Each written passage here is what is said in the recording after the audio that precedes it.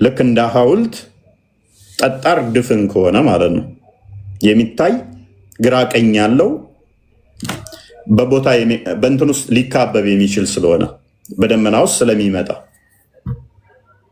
ይህ አካል ፍጡር ይሆናል ማለት ነው። ስለዚህ ፍጡር ለምን ታመልካላችሁ ውዶቼ? ፍጡር ለምን ታመልካላችሁ ይሆናል ማለት ነው ጥያቄያችን።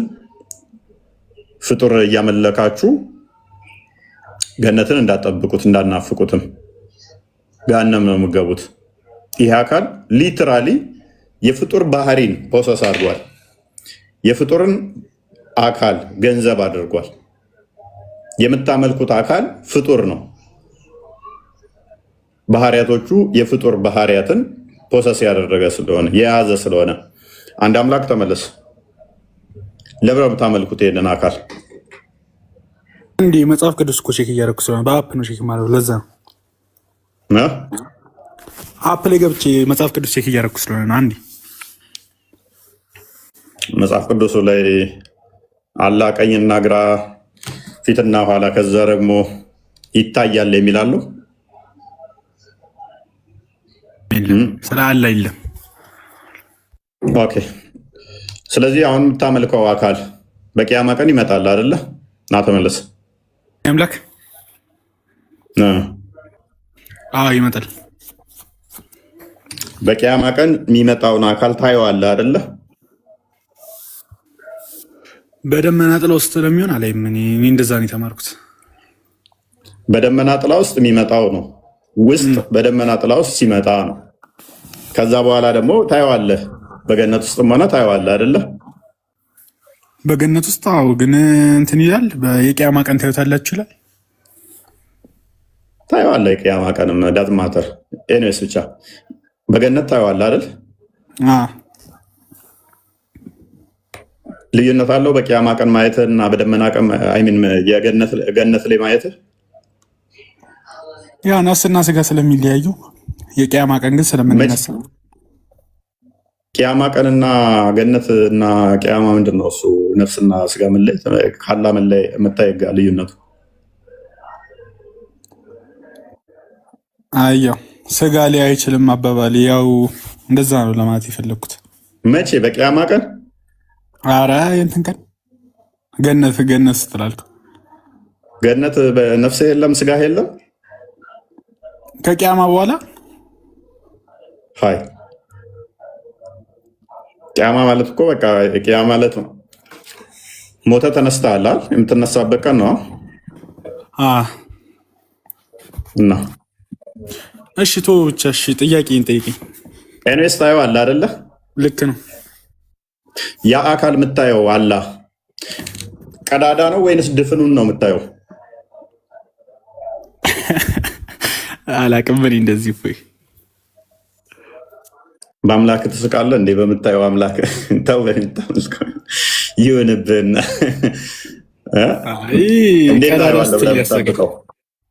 በህልም አይተህ አታውቅም? ምንድን ነው የማየው? አምላክህን ቢያዝ ምንድን ነው የማየው? አላህን እኔ አይቼው አላውቅም።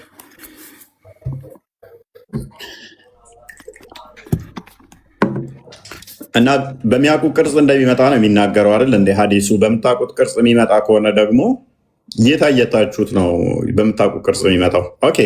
ለማንኛውም ግን አላህ ግራ ቀኝ ካለው በደመና ውስጥ የሚመጣ ከሆነ የምታየው ከሆነ የአካል የተገደበ ነው።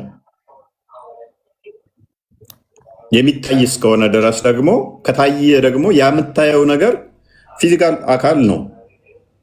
ማለትም ሊታይ የሚችለው ግዝፈት ሲኖረው ነው። ግዝፈት የሌለውን ነገር ማየት ትችላለህ። ሌንግዝ ሊኖረው ይገባል ለመታየት መቼስ። ስለዚህ አላህ አለው ማለት ነው። ዊድዝና ሌንግዝ አለው ማለት ነው ይለናል እኮ አንድ ሐዲሱ 60 ወርድ እንደሆነ የሚናገረን። ስለዚህ በአላህ የሚለውም በዛ ሊትራል ተወስደዋለህ በመልኩ አስማምቼ መቀበል አልችልም። እንዳለው እቀበላለሁ እንጂ አስማምቼ አልቀበል። ስለዚህ እንደዛ ከሆነ አላህ 60 ክንድ ነው ማለት ነው አለኝ። እንግዲህ ያው ያ 60 ክንድ የሆነ ቁመቱ 60 ክንድ የምታየው አካል አላህ ማለት ነው ሲመጣ እጁ ምኑ ድፍን ነው የሚሆነው ወይንስ እንደ ወንፊት ቀዳዳ ቀዳዳ ያለበት? የዛን ቀን እናያለን። አሁንማ በምን አውቃለሁ? ቁመትም እኮ አትበላለጡም። የዛን ዕለት አንተ 60 ክንድ ሆነ ነው የምትነሳው አይደለ? በአደም በተፈጠረበት በዛው በመልኩ በፈጠረው ነው የሚያነሳ። አንተና አላህ በምን እንለያችኋለን? የዛን ዕለት መልኩም የአደምን ከሆነ ቁመቱም የአደምን እኩል ከሆነ አደምንና አላህን በምን ትለያለሽ? የዛን ዕለት ከመላእክቶቹ ስለሚመጣ ምናልባት መላእክቶቹ ራሱ አደምን ቢመስሉት ስለማታውቃቸው። አረፉ እባክህ እንደዚህ ድፍረት ያለው አማርኛ አታስጠቅመኝ እንዲህ። እሺ መላእክቶቹ መጡ። ከመጡ በኋላ ስትነሳ ስታይ አላህ መሀል ቢሆን አደምም ታላህ እኩል ቁመት 60 ክንድ ይዟል። አላህም 60 ክንድ፣ አደም 60 ክንድ፣ ሙሐመድም 60 ክንድ፣ ሌሎችም 60 ክንድ፣ ሰው እንዳለ 60 ክንድ፣ መልክ ደግሞ ተመሳሳይ አደምን መስለው በምን ትለያቸዋለህ አላህንና ሰዎችን? እኔ እንጃ፣ እኔ አላውቅም። አደምና አላህ ነህ እንዳትለው። እናንተ ታዲያ ግን አይ ክርስቶስ ይመጣል ብላችሁ የምታዩት ስለዚህ አምላክ ማንም ሊያዩ ስለማይችል ነው የእናንተ አስተምሮት? አምላክ ማንም ሊያዩ ስለማይችል ክርስቶስ በለበሰው ስጋ መገለጥ አለበት ማለት ነው። በነሳው ስጋ ይመጣል። ድጋሚ ምንድን ነው አልገባኝም ሎጂኩ። ስለዚህ ጋር የተቀመጠ ስጋ አለ ነው እዛ ውስጥ ድጋሚ ይዞት ነው የሚመጣው ነው ወይስ ድጋሚ ከማርያም ይነሳል? ለምን የተቀመጠ ምናምን የሚባል ነገር የለም። አይ ስጋው የት ነው በዚህ ሰዓት እንዳደረገ መቼስ ይነገራል። ያ ማለት እዚህ መለኮት የሌለበት አለ ብለን አናምነው። ስለዚህ ያ የከበረ ስጋ እዚህ ጋር አለ እዚህ ጋር የለም ተብሎ አይነገርም። ምክንያቱም በተደፈነ በተዘጋ እንትን ውስጥ ሲገባ ነበር አይደለም። የትንሣኤ ስጋ ይህንኛውን ስጋ ሊተራሊ አርጋህ ተያዘው ማለት ነው። ስለዚህ ክርስቶስ አንደኛ ቃል የተዋሃደው ነው፣ መለኮት የተዋሃደው ነው። ስለዚህ የሆነ ቦታ ላይ እንደዚህ ቁጭ ያለ ሌላ ቦታ የሌለ ብለን አናምንም ማለት ነው። ክርስቶስ ሲመጣ ግን ያ በነሳው በከበረው ስጋ እየታየ ይመጣል። እየታየ የወጉት ሁሉ እንዲያዩት ሆኖ እንዲታይ ሆኖ ይመጣል። የተዘጋ በርን አሁንም የተዘጋ በግድግዳ ውስጥ መግባት ትችላለህ አንተ? አይ አልችልም። ኦኬ። መለኮት ግን ቦታ፣ ጊዜ፣ ታይም ምናምን ስለማስፈልጉት ክርስቶስ የተዋሃደው ስጋ በግድግዳው ሲገባ ሲወጣ ነበር አይደለ? በተዘጋ በር። ስለዚህ ምንም አያስፈልገው፣ የሚይዘው ነገር የለም ማለት ነው። ለምሳሌ እኔ እናንተ ጎን ለጎን እንቀመጥ ይሆናል እንጂ አንተ ወይንም እኔ አንተ ላይ ይቀመጥ ወይ አንተ ላይ ተቀመጥ እንደሆነ እንጂ የግዴታ ሉክ ሳንነካካ እንደዚህ ልንሰነጣጠቅ አንችልም። ልንተላለፍ አንችልም ሳንተካካ። በቀላሉ ረቂቁ የሚሆነው ምንድነው? ንፋስና ብርሃን የሆነ እንደዚህ ተገፋፍተው እንትን ይላሉ፣ ቦታ ይሻማሉ። አይሻሙም። በፊዚክሱ ከፍ ስትል የተወሰነ እነሱም ቦታ ይዛሉ፣ ሌቭል ላይ እንትን ይላል። ግን ሰማዋም እነሱ በጣም ረቂቅ ከመሆናቸው አንጻር ቦታ እንትን የሚሉ አይደሉም አይደለ? የሚያስፈልጋቸው ሆኖ አንተ እንትን የሚል አይደለም። እኛ ግዙፍ አካል ስላለን ፊዚካል ስለሆነ የሚታይ አካል ስለሆነ እዚህ ጋር ኦክሲጅን እንደዚህ አሁን እያየህ እንትን የምትለው አይደለም፣ ዲቴክት የምታደርገው አይደለም በአይነህ። ላይቱንም እንደዚህ ላይቱ አንተ ላይ የሚመጥንህ መጥቶ ሌላውን ታይበታለህ እንጂ ይሄንኛው ቦታ እዚህ ጋር ዟል ላይቱ፣ እዚህ ጋር ኤር ደግሞ ቦታ ዟል ብለህ እንትን የምትለው አይደለም። ስለዚህ መለኮት የሆነ ቦታ የሚያስፈልገው በሁሉ ቦታ አለ ስንል እንኳን ቦታ የሚያስፈልገው እዛ ቦታ ላይ ፉል የሚያደርግ የሚሞላ እያልን አይደለም። እኛ በቦታ ውስጥ ሆኖ ቦታ ያስፈልገው ማለት ነው።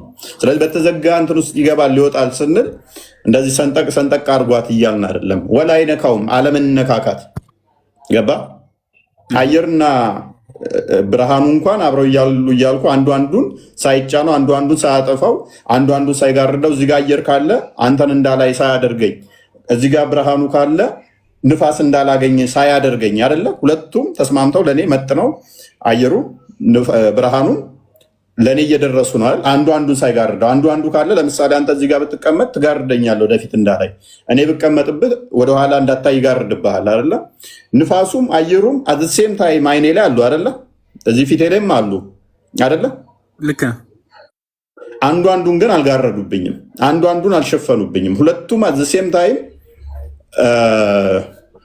ማሳቸውም እንትናቸውም አንዱ ላይ ፕሬዠር ሳያሳርፍ እንትን ብለውኛል ማለት ነው። ስለዚህ በተዘጋ እንትን ውስጥ መለኮት በተዋህደው ስጋ ገባ ስንል የተዘጋን ምንም ነገር ሊገባበት እንደማይችል ታውቃለህ አንተ። ግዙፍ አካል ሊገባበት አይችልም አይደለም? ስለዚህ ክርስቶስ በነሳው ስጋ ይመጣል ስንል ውስጥ ሲገባ ግን አዩት። በተዘጋ በር ሲገባ አላዩትም። ማለትም የተዘጋ በር ነው፣ ሎክ የተዘጋ ነው፣ አልከፈተም፣ አላንኳኳም፣ ግን ገባ እንደተዘጋ ሳይከፈት። ውስጣቸው ሲገባ ደግሞ ተገለጠላቸው፣ ለነሱ ታያቸው አይደለ? ሲታያቸው ያ በነሳው ስጋ ነው የታያቸው። ስለዚህ በነሳው ስጋ እንደዛ እየታየ እንዲታይ ሆኖ ይመጣል ማለት ነው። የምን ጽሑፍ ነው ስለበሩ ማለት አታውቀውም እንዴ? አላወቅኩትም። ኦኬ ክርስቶስ ከትንሣኤ በኋላ ቤት ዘግተው ጸሎት ሲያደርጉ በዛው በተዘጋው ውስጥ ገብቶ ነበረ። እሱን ታሪክ እየነገርኩ ነበር። የምታውቀው መስሎኝ ነው። አላወቅኩትም። ይህንን ያልኩ ምንድነው እሱ እንደዚህ ግዙፍ አካል ነው። በቃ የሆነ ቦታ ላይ እንደዚህ ቁጭ ብሎ እንደዛ አድርገህ እንዳታስበው እየነገርኩ ነበር። የምታውቀው ታሪኩ መስሎኝ ነበር። ኤኒዌይስ እና ሲመጣ ግን ይታያል። በነሳው በዛ እንዲታይ ሆኖ እየታየ ይመጣል። ዮሐንስ ራዕይ ምዕራፍ 1 ቁጥር 8 እንደሚናገረው 7 ጀምሮ እንዲሁም ደግሞ ቁጥር 17 18 እንደሚናገረው በማቴዎስ ወንጌል ላይም የወጉት ሁሉ ያዩታል፣ እነሆ በደመና እመጣለሁ ብሎ ስላለ ይታያል ሲመጣ። የእናንተ ግን ሉክ መለኮት አስቀድሞውኑ አኗኗሩ እንደዛ ነው ብላችሁ የምታምኑት 60 ክንድ። እሺ አሁን አንተ አስበው 60 ክንድ በመለኮቱ በባህሪው እንደዛ ነው 60 ክንድ። ኦኬ ሌላስ የሚታይ? ስለዚህ ይሄ አካል ድፍን ነው ወይንስ አይደለም?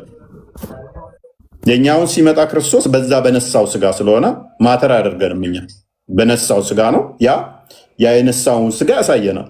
ያው ስጋን ተዋህጃለሁ ብሎ የእናንተ ግን ባህሪው ነው። በደንብ አስተውል። ባህሪው ነው አስቀድሞ የነበረ ማለት ነው።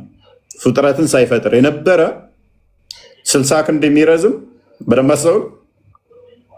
የሚታይ ግራ ቀኝ ያለው ሌላ ቦታ ላይ አለ ልትለን አችልም እሱ። ምክንያቱም ያው ነው። ተ60 ክንድ ካስረዘምከው ቀደም ካልከው ጋር ትጋጫለህ ማለት ነው። ይሄ አካል በተዘጋ ቤት ውስጥ መግባት ይችላል? እሺ እንስማማና በተዘጋ ቤት ውስጥ ሳይከፍት መግባት ይችላል? ወይንም በሩን ሳይጥሰው ሳያጠፋው እንደተዘጋ መተላለፍ ቅድም እንዳልኩ እዚህ ጋር አየርና ንፋስ እያሉ አንዳቸውን መንፈስ ነው ወይ ነው ጥያቄው? እንደ መንፈስ ማለት ነው። አሁን ለምሳሌ አየርና ንፋስ እዚሁ ኤግዚስት እያደረጉ ሁለቱ አንዳቸውን ሳይጋርዱኝ አየሩ እዚህ ጋር ስላለ ብርሃንን ሳይጋርዱኝ ብርሃንም እዚህ ጋር እያለ አየር ሳይጋርደኝ ማውራት እንደቻልኩት ለምሳሌ እሱ ቀጥታ እንዲህ ሲመጣ በተዘጋ ነገር ውስጥ ፔኔትሬት አድርጎ ያልፋል ሳይከፍተው ወይንስ ይጋጨዋል? አስቤ አላውቅም እኔ ከዚህ አንግል ለዛ መናገር አልችልም። አየህ አሁን የሚጋጨው ከሆነ ነሰሰርሊ ምን ያመጣል ማለት ነው?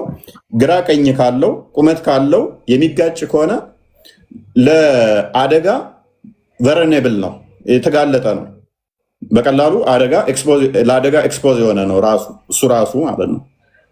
የፈለገ ሁሉን ይደረምሳል ብትልም እስቲል ለአደጋ የተጋለጠ ነው። አንድ ምክንያቱም የሚጋጭ አካል ኦሎይስ ለአደጋ የተጋለጠ ነው። ሁለተኛ ደግሞ ቦታ ይፈልጋል ማለት ነው። የሆነን ነገር ለማለፍ ቦታ ይፈልጋል። ብርሃንና ንፋስ ቅድም ባልኩ ላይ እነሱ እንኳን ረቂቅ ስለሆኑ ይሄን ቦታ ዘው እንትን አላሉኝም አላስቸገሩኝም አልኳል። እሱ አሁን ፊቴ ከቆመ ማየት አልችልም ማለት ነው። ረቂቅ አይደለም ማለት ነው። ይሄ ደግሞ የፍጡር ባህሪ ነው። ፍጥረት የሚያሟላው ነው። ምክንያቱም አንተን የፊት ኮንክ እነኚህ ሁሉ ታሟላለህ። አላህ የሚያሟላውን ትታያለህ፣ እሱም ይታያል። ቁመት አለህ፣ ቁመት አለው። ግራና ቀኝ አለህ፣ ግራና ቀኝ አለው። የሆነን ነገር እንደተዘጋ ፔኔትሬት አድርገህ ሳትከፍት ሳትሰነጥቅ ምንም ፕሬዠር እዛ ቃል ሳታሳርፍ መተላለፍ አትችልም። ምክንያቱም አንተ ቦታ ስለሚያስፈልግህ ግድግዳውን አትሊስት ወይን ሰንጥቀኸው ነው የምታልፈው። ስትሰነጥቀው ክፍተት ሆል ፈጥረህለን ነው የምታልፈው። ሆል ሳፈጥርለት እንደተደፈነ በዚህ ውስጥ እለፍ ብለህ አታልፍም። ነሰሰርሊ ወይኔን መቅደድ አለብህ። ይሄ ደግሞ የፍጡር ባህሪ ነው። ይህንን ሰንጥቀህ ለማለፍ ሆል ትተህ ሰንጥቀህ ነው የምታልፈው እንጂ እንዲሁም ድፍን እንዳለ በዚህ ውስጥ መተላለፍ አትችልም፣ የፍጡር ባህሪ ስለሆነ። ስለዚህ ፈጣሪን የሚያግደው ነገር ሊመጣ ነው ማለት ነው።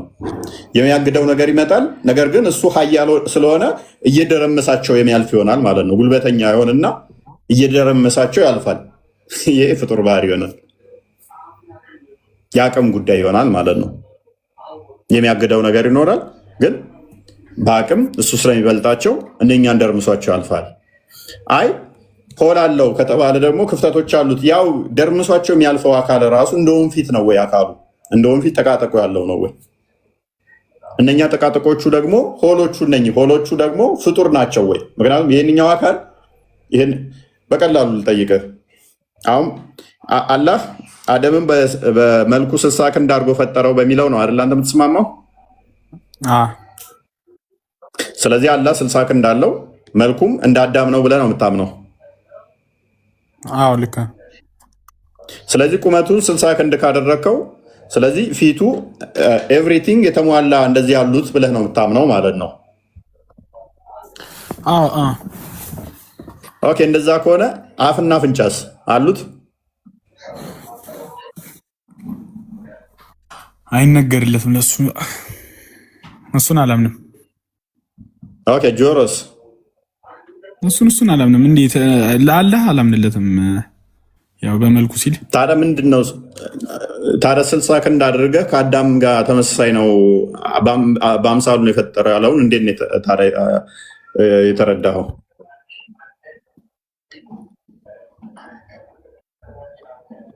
ኧረ እኔ እንጃ እፎይ።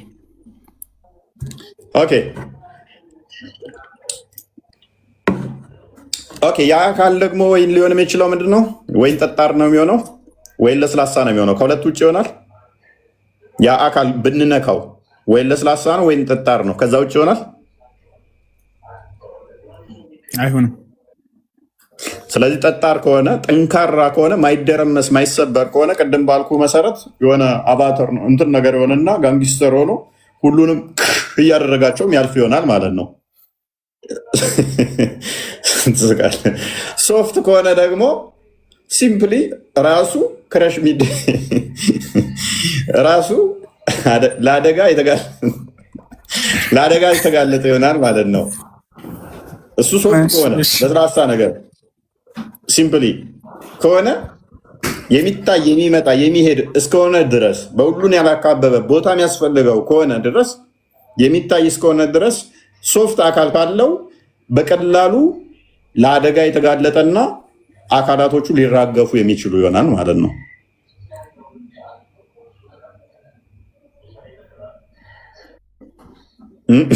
ልክ ነህ። አይ ልክ ነህ። እኔ ምላሹ ስለማላውቀው ነው ዝም እያልኩ ያለሁት እንጂ ልክ ነህ። ከነኝ መውጣት የሚችል አይደለም። ከነኝ ሙስሊሞቹ ገባ እያሉ ይወጣሉ። ምንድን ነው እሱ ክርስቲያን ጋንግስተር ሳስገባቸው እኔም በአየር ሊወጣሉ። እኔ ጋርም እንደዛ ነው እየሆኑ ያሉት። ይልኩና ልክ ሳገኛቸው ድፈሩ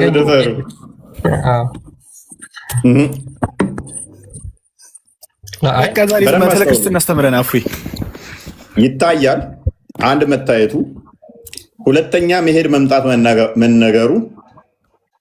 እኛ ለአምላክ በባህሪ ይመጣል፣ ይሄዳል፣ ይቀመጣል፣ ይቆማል፣ ይታያል በባህሪ ብለን አናምንም። እነኚህ የፍጡራን ባህሪ ናቸው ብለን ነው የምናምነው። አላህ ይታይም የሚሉት አሁን ነው እንጂ በቂያማ ቀን ይታያል። ምንም ለውጥ የለውም። ምክንያቱም ሲነሱ ልክ እንደ አዳም ሆነው ነው የሚነሱት። ተመሳሳይ ይሄንኑ ቦዲ ይዘው ማለት ነው። የትንሣኤ አካል የሚባል የለም በእስልምና ውስጥ። በደንብ አስተውሉ። የትንሣኤ አካል እንደኛ የከበረ እንደዛ የሚባል ነገር የለም በእስልምና። የሚነሱት ይህንኑ አይደለ? ይህንኑ አካል እዛችሁ ልዩነቱ 60 ክንድ ረዝማችሁ የምትነሱት አይደል? ያልተገረዙ ሆነ ያ ከዚህ ውጭ የለውም። ስለዚህ በደንብ አስተውሉ። እንደዚህ ሆናችሁ የምትነሱ ከሆነ የምታዩት የሚሄድ የሚመጣ ከሆነ በደመና ውስጥ ሆኖ የሚመጣ ከሆነ ውስጥ ከሆነ የሚያካብበው እሱን ኢንኮምፓስ የሚያደርገው ኢንሰርክል የሚያደርገው ነገር ካለ የሆነ የተገደበ ነገር ሆነ ማለት ነው። ያ አካል ፊቱ ብንቆም ይገጨናል አይገጨንም? የሚጋጨን ከሆነ በሆነ ቦታ ይፈልጋል ማለት ነው ለማለፍ። የሆነ ነገር ከተያዘበት ማለፍ አይችልም ማለት ነው። ለዚህም ነው አላህን ማየት ያልተቻለው ተደብቆ ስላለ በፍጡራን ተካቦና ፍጡራን ጋርደው ስላሉ ይሆናል ማለት ነው። ፍጡራን የሚደብቁት ደግሞ እናት ልክ ልጇን አባት ልጁ ሊቀጣ ሲል እናቱ ቀሚስ ስር እንደሚደበቅ ሕፃን ልጅ ከዛ በኋላ በቀሚሷ ልታይ እንደሚለው ሕፃን ልጅ በፍጡራን የሚደበቅ ከሆነ እሱ አምላክ አይደለም፣ የፍጡር ባህሪ ነው። ፍጡር ነው የሚሆነው። በፍጡር ውስጥ በሂጃብ የሚደበቅ ከሆነ አንደኛ በሂጃቡ ነው የሚደበቀው። ይሄ ፍጡር ባህሪ ነው። ፈጣሪን የሆነ ፍጡር የሚሰውረው አይደለም፣ በባህሪው እሱ የተሰወረ ነው እንጂ ፈጣሪም ፍጡር አይደለም የሚሰውረው። ሲጀመር እሱ የሚታይ ስላልሆነ እኛ ሳይ ኮሜንቶች በጣም እኔ አስቂኝ ናቸው። ምን ሆኖ ነው ያለ ጭንቅላት ተገኙ ይላሉ። ታውቃለህ አንተና አላህ ሙሉ ነው በአዳም ብለህ እኮ ሞላኸዋ ምንም እንዳይጠየቅ ያለ ጭንቅላት ተገኘ አፋልጉኝ ወጥተው ነበር።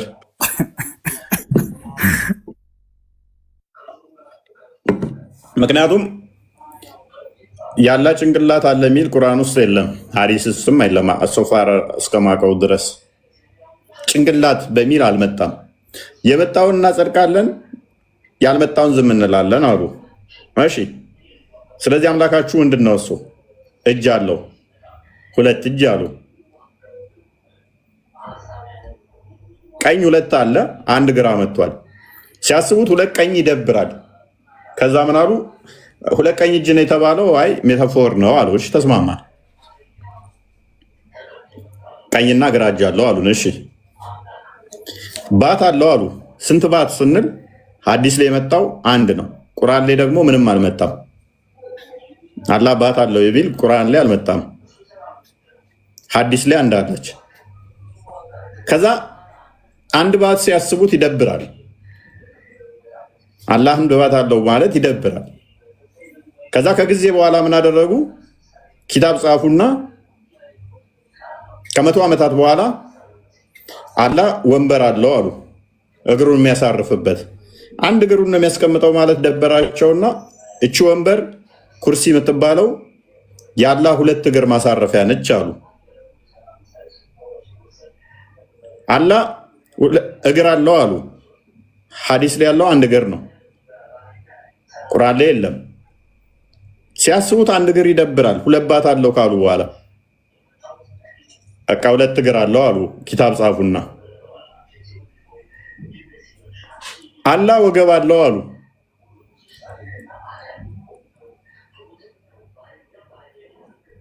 አስቀድመው አላህ ሆድ የለውም አሉ። አለ ሆድ ደግሞ አስቸጋሪ ነው አሉና አላህ ወገብ አለው አሉ። አሁን ሆድ የለውም አላህ ወገብ አለው ምን ማለት ነው?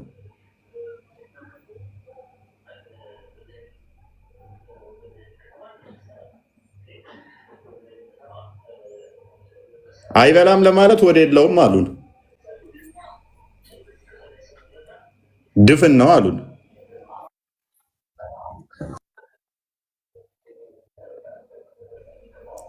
ይሄ አካል መመርመር አይጠበቅበትም ታዲያ?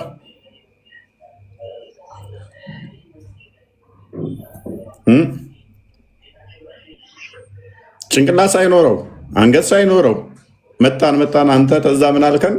አላህ 60 ክንድ አደምን በፈጠረበት መልክ ነው። ስለዚህ የተሟላ አካል አለው አልከን። አንተ ደግሞ ከስር ያሉ ግራ ገብቷቸው ነው አላህ ጭንቅላት ተገኘለት እንደ ያሉት። አላህን ሲያስቡ 60 ክንድ አለው። 60 ክንድ ቁመት ከሆነ ወገብም ጀርባም ጭንቅላትም አለው። እንዴት ነው ቅድም ካዳ አላህንና አደምን በምን ትለያለህ ስል ከመላእክቶች ጋር ስለሚመጣ እሱን በዛ ለየዋለው ስትል ይሄ አካል ከአደም ጋር መለያው ቀላሉ መንገድ አላህ ጭንቅላት የሌለው ሆኖ ሳለ ለምንድን ነው እሱ ብለው አሰቡና ከዛ እንደገና ደግሞ ሁሉ ጋም ከተቀየጠስ ሁሉም 60 ክንድ ከረዘሙ ሁሉም ከተመሳሰሉ አላህን ከነሱ በምን ትለያለህ ስል ግራ ገባቸው። አላህ ጭንቅላት ተገኘለት ብለው የጠየቁት ለዛ ይመስለኛል።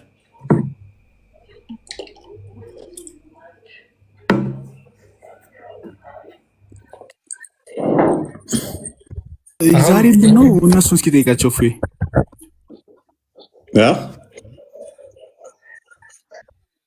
እሱን አስገባና ጠይቃቸው እስኪ ቶሎ ወደ ጥያቄያችን እንድንገባ ሰዓት እንዳይሄድ ሀሳቡን በደንብ ያብላሉት። ከስር ሆነው እስከዛ ይገባሉ። መግባታቸው አይቀርም፣ ችግር የለውም። ያ እንግዲህ ይሄ ሁሉ ጥያቄ የሚመጣው በነገራችን ላይ አላህን በክፍለ አካላት ስለገለጹ ነው። ለዛውም ደግሞ አንደኛ እነዛ ክፍለ አካላቶች እንኳን የተገለጹት ቁጥራቸው የማይታወቅ ቁጥራቸው አይታወቅም። በጣት ልትቆጥሯቸው ትችላላችሁ፣ ነገር ግን ስንት ናቸው የሚለው ነገር መታወቅ የሚችል አይደለም። ምክንያቱም አልመጣም በሚለው ስለሚያምኑ ማለትም አልተገለጸም። ስለዚህ ያልተገለጸ ነገር ደግሞ እኛ አንናገርም ዝም እንላለን በሚል ነው የሚያልፉት። አሁን እንግዲህ ጭንቅላት አለው ወይስ የለውም ሲባሉ አይ የለውም ካሉ ወይም ደግሞ አይ ስለሌለው ስላልተነገረ ምንም አንልም ዝም ነው የምንለው የሚሉ ከሆነ በጣም ሁሉንም የሰውነት ሁሉንም አካላቶችን በዝምታ የሚያልፉ ከሆነ ለምሳሌ ብልትስ በዝምታ ማለፍ አለበት ማለት ነው። አላህ ብልት አለው ወይስ የለውም? አልተነገረም ቁርአን ላይ። በእርግጥ ወንድ እንደሆነ ይናገራል፣ የወንድ አይነት አትሪቢዩት እንዳለው ይናገራል። ሚስት የሚፈልግ አካል ወንድ እንደሆነ ስለሚታወቅ ማለት ነው። ሱራ 601 ላይ ሚስት የሌለችን ሲሆን ለእኔ እንዴት ልጅ ይኖረኛል ብሎ ይናገራል። ራሱን በወንድ ገለጸ። ነገር ግን ብልት አለ ወይስ የለውም የሚለው ቁርአን ላይ ስላልመጣ አይ ይሄን ዝም እንላለን ብለው ማለፍ አለባቸው ማለት ነው። ብልቱስ የምንድን ነው? ሚስት የሌለችን ሲሆን ለእኔ እንዴት ልጅ ይኖረኛል ያለ አካል ምን ሊሆን እንደሚችል ሁላችንም እንገምተው ይመስለኛል። ይሄን ተወትና አድርገውና አሁን የሚታየው በክፍለ አካላት የተገለጸው አካል ክፍተት አለው፣ ቀዳዳ አለው ወይስ ደግሞ የለውም? የተዘጋ ነው ወይስ ደግሞ አይደለም? ይህንን ነው እኛ መልስ የምንፈልገው ማለት ነው። ምክንያቱም እዚህ ሱራ 12 ሱረቱል ኢክላስ ላይ አንቀጽ 2 ላይ አንድ ቃል አለ። ምን የሚል? አላሁ ሰመድ የሚል ቃል አለ። ይችን ብዙ ጊዜ ሲናገሩ አሰምታችሁ ታውቃላችሁ። ነገር ግን የጥንት እርሊ በጣም የተባሉት ለሙሐመድ የሚቀርቡት ይህንን አላሁ ሰመድ የሚለውን የተረዱበት መንገድ በጣም እዚህ ጋር በተቀመጠው ትራንስሌሽን በተቃራኒ ወይም ደግሞ በዚህ ትራንስሌሽን እንኳን እንትን አላሉት። ስለዚህ ትራንስሌሽኑ እንኳን ተቀጥፎበታል ማለት ነው። ሶ ትራንስሌሽኑ ልክ አይደለም፣ ኢንተርፕሬት አድርገውታል ማለት ነው ቀደምቶቹ። ኢንተርፕሬቴሽናቸው ደግሞ ምንድን ነው የሚለውን ከቀደምት ሙስሊም ስኮላሮች ስንመለከት ድፍን ማለት ነው ብለው ተናግረዋል። እስኪ ማን ነው አሁን ይህንን መጽሐፍ ገብቶ ዲፌንድ የሚያደርግ አይ ይሄ የተሳሳተ መጽሐፍ ነው፣ ይሄ አጋንንታዊ መጽሐፍ ነው ብሎ የሚናገራለ? ወይም ደግሞ እኛ የምናመልከው ድፍን ነው ብሎ የሚመሰክራለ? ሙስሊሞች እኛ የምናመልከው አካል ድፍን ነው ብላችሁ መናገር ትችላላችሁ። አረብኛ ይደረግላችኋል፣ ከፈለጋችሁ በአማርኛ ይደረግላችኋል። እናንተ ብቻ በምትረዱት ቋንቋ እናደርግላችኋለን። ሶ ይሄ ይችኛዋን ቃል ማለት ነው አላሁ ሰመድ የምትለዋን ቃል ምን ብለው ይፈስረዋታል? Abdurrahman narrated to us saying, Sufyan narrated to us on the authority of Mansur on the authority of Mujahid, who said, As-Samad is the solid one that has no cavity. As-Samad ማለት ጠጣር የሆነ ነገር ማስገቢያ ማስወጫም የሌለው ምንም ካቪቲ የሌለው የተደፈነ ነገር አለ። ሉክ ይሄ የኛ ኢንተርፕሬቴሽን አይደለም። እጅግ በጣም በርካታ ናሬሽኖችን አምጥቶ ነው እንደዚህ ያስቀመጠው ማለት ነው። እዚህ ጋር ብትመለከቱ ለምሳሌ አሰመሪ the solid one that has no cavity በጣም በርካታ በተለያየ ቼን ኦፍ ናሬሽን ይመጣና ይሄንን ኢንተርፕሬቴሽን ይሰጡታል። ስለዚህ የሙስሊሞች አምላክ ምንድነው ማለት ነው? ውስጡ ድፍን ነው። ውስጡ ድፍን ነው፣ የተደፈነ ነው። ማስገቢያ ማስወጫ የለውም። የተደፈነ አካል ነው ማለት ነው። የአካሉ ይታያል፣ መታየት የሚችል ነው፣ ቦታ መያዝ የሚችል ነው። ውስጥ ግን ክፍተት የለውም፣ ሃሎ የለውም። የተደፈነ አካል ነው ማለት ነው። አይበላም አይጠጣም ሲሉ ሰምታችኋቸው ከሆነ ብዙ ጊዜ የማይበላው የማይጠጣው ምን ስለሆነ ማለት ነው? ማስገቢያ ማስወጫም ስለሌለው ነው ማለት ነው። ይህንን ሙስሊሞች እንዴት ነው እናንተ የምትረዱት? ይህን አስተምሯቸዋል መስጊድ ውስጥ? እጅግ በጣም አንድ አይደለም፣ በጣም በርካታ ስኮላሮች ናቸው ይህን ነገር የተናገሩት። አንድ መጽሐፍ ላሳያችሁ። ይሄ ሱረቱል ካፊሩን እና ሱረቱል ኢክላስን በጣም ጥንታውያን ኮሜንታሪዎች ጥንታውያን የሚባሉት ማለት ነው። ለምሳሌ እነ ጠበሪ፣ እነ በጋዊ፣ እነ ዛምካሻሪ፣ እነ ኢብኑ አቲያ እነዚህ እንዳለ የምታዩቸው የእነዚህ ኮሜንታሪ የተቀመጠበት ነው። አስተካክዬ እመጣለሁ፣ አስገቡኝሽ ስመጣ። ኦኬ ይሄንን አሰመድ የሚለውን ምን ብለው ተረድተውታል እነዚህ ጥንታውያን የሙስሊም ሊቃውንቶች የሚለውን ፔጅ 43 ላይ ሄዳችሁ ብታዩት ይሄውና ይሄው አላሁ ሰመድ ነው የሚለው የአረብኛው ማለት ነው። አላህ ሰመድ ነው የሚለው ይሄ ምን ማለት ነው? ላንብብላችሁ ትንሽ። እዚህ ጋር ምን ይላል መሰላችሁ? የሚታያችሁ ከሆነ ሜቢ ኦኬ ሂ ናይዘር ሃንገር ኖር ሰርስት ኤንድ ዛት ኢዝ ኖት ሃሎ ምንድነው? የማይራብ የማይጠማ ምን ያልሆነ ውስጡ ክፍተት ያልሆነ ማለት ነው። ኢብን አባስ ሰይድ አሰመድ the one who is not hollow ኢብን አባስ እንደተናገረው አሰመድ ማለት ክፍተት የሌለበት ማለትም ሃሎ ማለት ክፍተት ያለበት ማለት ነው። ክፍተት የሌለበት የሙስሊሞች አምላክ ከክፍተት የጠራ ነው፣ ድፍን ነው ማለት ነው። ሙጃሂድ ሰይድ ይልና አሁን ያሳየዋችሁ ማለት ነው አሰመድ is a solid and not hollow ምንድነው? አሰመድ ማለት ሙጃሂድ እንደተናገረው ጠጣር ነገር የሆነ ክፍተት የሌለው ድፍን የሆነ ነገር ማለት ነው። this view was quoted by tabari from al-hasan sa'd bin jubair and dahlak እነዚህ ሁሉ ጥንታውያን ስኮላሮች ይህን ነገር ተናግረውታል። ልቀጥል። ሻቢ ሰይድ አሰመድ the one who does not eat food does not drink አሰመድ ማለት ምግብ የማይበላ የማይጠጣ who and the one who has nothing to fill ምንም ነገር ሊሞላው የሚችል ነገር የሌለ ኦሬዲ የተሞላ ድፍን ስለሆነ ማለት ነው። ይሄ የሙስሊሞች አምላክ ነው። ኦኬ አንድ ልድገማችሁ።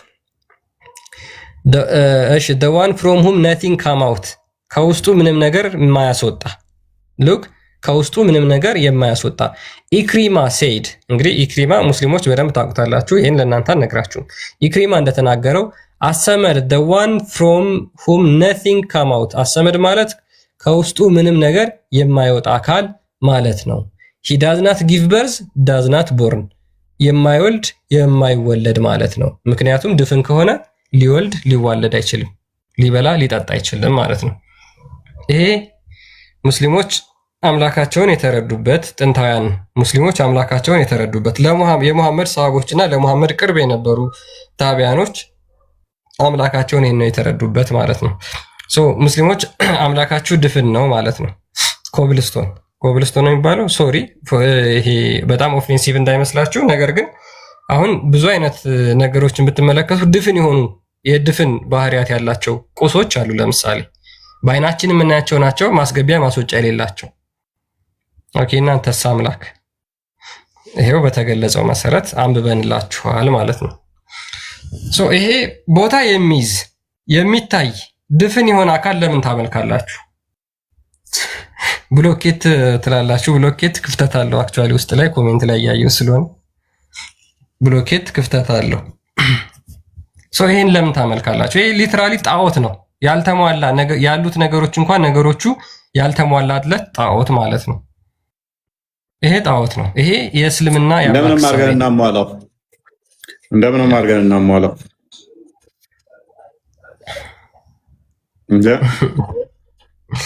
እንግዲህ አሸዋና ሲሚንቶ እንትን እኮ ሐውልት ሰርተው እኮ ነው። አሁን ሐውልት ሰርታችሁ ነበር የምታመልኩት። እጅ እግር ምናምን ያለው ሐውልት ጭንቅላቱ ግን የለውም ነበር። የአንዱ አምላክ ይሻላል ግን ከአደም ጋር አስተካከለው። ሐዲሱ ይላል በቃ እኔ ተው ይላል አያደርግም አለ። እሱ ይሻላል። አይ ቲንክ የሚሻል ይመስላል። ማለት አካለ ጎዶሎ የሆነ ነገር ከማምለክ ማለት ቢያንስ የተሟላ እንኳን አለው ብለህ እንትን ትላለህ አይደል? ለምሳሌ ተፍሲር አራዚ እንደሚናገረው ይሄ ገበያ ላይ ቢወጣ ማንም የማይገዛው አስቀያሚና በጣም አስጠሊ ጣዖት ነው የሚሆነው። አስጠሊ ጣዖት ባሪያ ነው፣ ማንም አይገዛውም ይላል። ኦፍ ኮርስ ድፍን ነው የሚለው ደግሞ እኮ ያስቀምጠዋል። አንብበው ሜይ ቢ ከቻልክ እሱ ድፍን ከሆነ ወይን ሶፍት ነው ወይን ድፍን ነው ብሎ ያስቀምጠዋል። እሱ ከሁለት አንዱ ነው የሚሆነው። ወይን ድፍን ነው የሚሆነው ወይን ሶፍት ነው የሚሆነው። ከሁለቱ ውጭ ሊሆን አይችልም። ወይንም ደግሞ የተወሰነ አካሉ ጠንካራ ነው፣ የተወሰነ አካሉ ደግሞ ለስላሳ ይሆናል።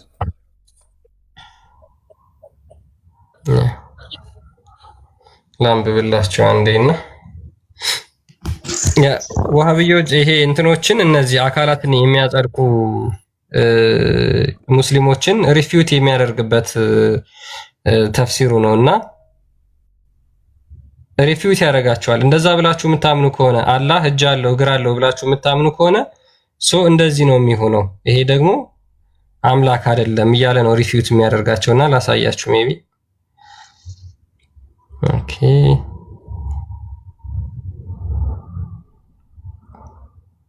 እሺ አይ ቲንክ ገስቱ እንትን አለ።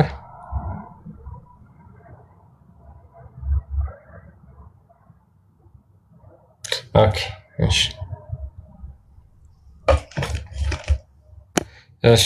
ሙስሊሞች መግባት ትችላላችሁ። በነገራችን ላይ ተፍሲር አራዚ ነው። ወደ እንግሊዘኛ ኮንቨርት ላድርገውና ላንብብላችሁ።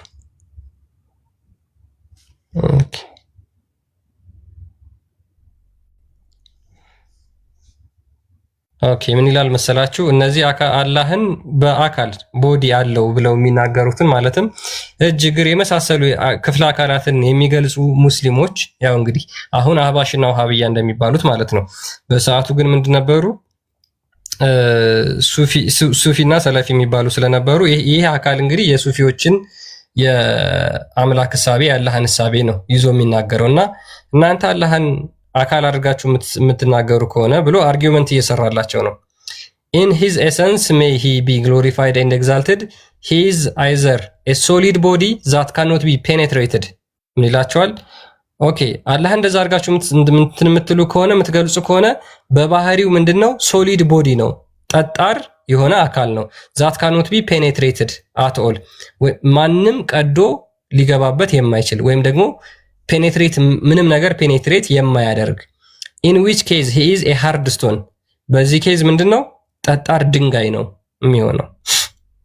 ጠንካራ ጠጣር ድንጋይ ነው የሚሆነው። ኦር ሂ ኢዝ ኤ ሜሊያብል። ሙስሊም ሆኖ አላህን ሲያብራራ ጠጣር ድንጋይ ነው የሚሆነው እያለ ሲያብራራ ሰዋል። አሁን ይህንን የጻፍነው እኛ ብንሆን እፎይ ተሳዳቢ ነው አላህን ጠጣር ድንጋይ ያለው ይላል።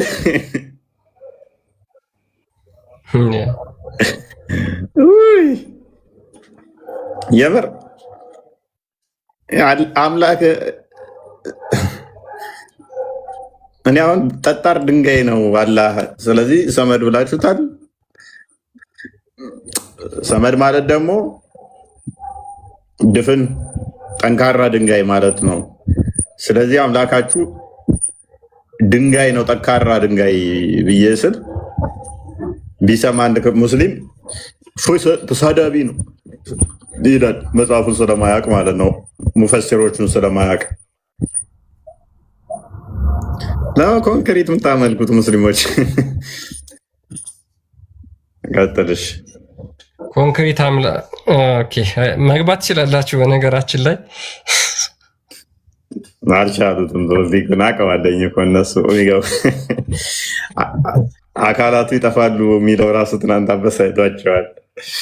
አልቻሉትም። እሱ ላይ ራሱ ሰው ምንድነው እንግዲህ አላህን እንደዚህ የምታምኑ ከሆነ ሶሊድ ቦዲ ነው ዛት ካኖት ቢ ፔኔትሬትድ አትል ኢን ዊች ኬዝ ሂ ኢዝ ኤ ሃርድ ስቶን። ሃርድ ስቶን እንግዲህ ሁላችሁም ታውቃላችሁ። ስቶን ማለት ቢያንስ ሁላችሁም የምታውቁ ይመስለኛል። እንደው ይሄ አይጠፋችሁም። ኦር ሂ ኢዝ ኤ ሜሊያብል። ሜሊያብል ማለት ይሄ ብረት ነው። እሺ ወይ ብረት ነው ወይ ድንጋይ ነው እያለ ነው አላህን። ወይ ድንጋይ ነው ወይ ብረት ነው። ኢን ዊች ኬዝ ወይም ደግሞ ኢን ዊች ኬዝ ሂ ኢዝ ኤ ሶፍት ኤንድ ኬፓብል ኦፍ ቢንግ ሰፓሬትድ ኤንድ ቶርን አፓርት። ወይም ደግሞ ምንድነው ለስላሳ ሆኖ ነገር ግን ሊለያይ ወይም ደግሞ ሊቀደድ የሚችል ለምሳሌ ወረቀት፣ ለምሳሌ ጨርቅ ለስላሳ ነው መቅደድ የምትችሉት ወይ ደግሞ እንደዛ ነው እያላችሁ ነው። አላህ ከዚህ ሁሉ የጠራ ነው ብሎ ይሄንን እኮ የመጣበትን ምክንያት አምላክ ከምንድን ነው የተሰራው ብለው እኮ ጠይቀውት እኮ ነው መሐመድን አይሁዶቹ። አንተ የምታመልከው አምላክ ከምንድን ነው የተሰራው? ከድንጋይ ነው? ከወርቅ ነው? ከብር ነው? ከናስ ነው አሉት። መጽሐፉን አንብብላቸው። ከዛ ሰመድ ነው አላቸው። ሰመድ ደግሞ ጠጣር ድፍን ድንጋይ ማለት ነው። ጥያቄው ምንድን ነው? አምላክ ከምንድን ነው የተሰራው ንገረን። አማርኛ ቁርአን ተፍሲር ላይ አስቀምጠውታል። የአስባቡንም መመልከት ይቻላል። አምላክ ከምንድን ነው የተሰራው የሚል ጥያቄ ተጠይቆ እንደሆነ የክፍል የወረደው አምላኩ ከምንድን ነው የተሰራው? መሐመድ ከድንጋይ ከወርቅ ከብር ከምንድን ነው ሲባል ሰመድ ነው። ሰመድ ማለት ደግሞ ጠንካራ ድንጋይ ማለት ነው። የምታመልኩት አምላክ ከጠንካራ ድንጋይ ተሰርቶላችኋል። ፍሮድ አድርጎ ሙስሊሞች ጠንካራ ነው። ሙስሊሞቹ አላ ከጠንካራ ድንጋይ የተሰራ ነው። በቃ ወይ ቀልድ ቀጥለው ያው ሱረቱል ኢክላስ እንደምትመለከቱት ነው። ከ1 እስከ 4 የወረደበትን አንቀጽ አማርኛው ቁርአን ተፍሲር ሲያብራራ ምን ይላል? ኦኬ ይህ የወረደበት ምክንያት በተመለከተ ይላል 2 ዘገባ የተዘገበ ሲሆን የተወሰኑ ሙሽሪኮች ወደ ነብዩ መጥተው ሙሐመድ ሆይ አላህ መልአክን ከብርሃን አደምን ከጭቃ ኢብሊስን ከእሳት ሰማይን ከጭስ እና ምድርን ከውሃ አረፋት ፈጠረ። እስቲ ጌታህን ከምን እንደተፈጠረ ግለጥልን ብለው ይጠይቁታል። ምንድነው አንተ የምታመልከው አላህ ከምንድነው የተፈጠረው አሉት። ከምንድነው የተሰራው? ከወርቅ ወይስ ከብር ወይስ ከነሐስ? ይበላል ወይስ ይጠጣል ብለው በመጠየቃቸው ነው የወረደው ይላል። አላህ የተሰራው ከብር ነው ከወርቅ ነው ከነሐስ ነው ወይስ ደግሞ ከምንድነው የተሰራው ብለው ሲጠይቁት የእስልምና ሊቃውንት ደግሞ ምን አሉ? ከድንጋይ ነው የተሰራው አሉ። ቢያንስ ሙሽሪኮቹ ይሻሉ ነበር። ምን እያያዙ እኮ ነው ሙሽሪኮቹ። አምላክ ምንድነው ንገረን እስኪ። ከወርቅ ነው ከብር ነው የተሰራው ሲሉት ጭራሽ ሰመድ ነው። ሰመድ ማለት ደግሞ አራዚ እንደሚያስቀምጠው ጠንካራ ድንጋይ ከወርቅ ቢሰራ ይሻል ነበር። ቢያንስ ውድ ነው። አሁን ያ ጠንካራ ከሆነ አላህ በባህሪው ጠንካራ ከሆነ ስለዚህ የሆነ ከፍጡራን ጋር ከተጋጨ ፍጡራንን የሚሰባበር ነው ማለት ነው። ሎክ መተላለፍ አይችልም ማለት ነው። ቦታ ይፈልጋል፣ ስፔስ ይፈልጋል።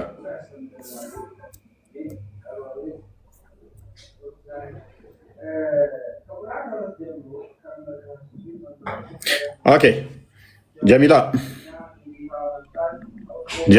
ኦኬ አቤት እንኳን ደህና መጣ። እንኳን ደህና ቆያችሁ። ኦኬ አንተ ገብቼ አወቀኝ አስታውሻለሁ፣ ግን ብዙም አልመጣልኝም። አላህ ጅግር አለው ብለህ ታምናለህ?